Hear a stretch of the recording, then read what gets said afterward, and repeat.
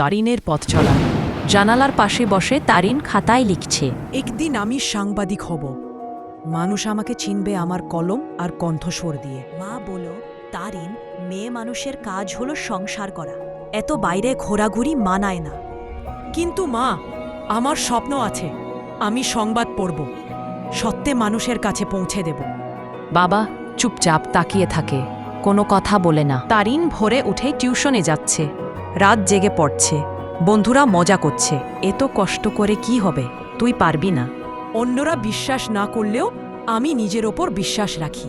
তারিন একটি টিভি চ্যানেলে রিপোর্টিং করছে, লাইভ নিউজ কভার করছে। টরিং টিভিতে ঘটনার ভেতরে সত্যে আমি আপনাদের সামনে তুলে ধরছি। আমি তারিন। তুমি আমাদের টিমের সবচেয়ে সাহসী সাংবাদিক। আমার মেয়ে এত দূর আসবে ভাবিনি। তুই আমাদের স্বপ্ন পূরণ করলি।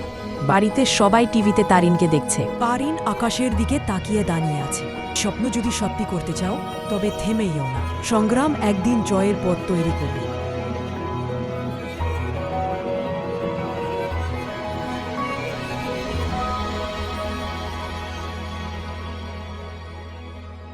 Goodbye.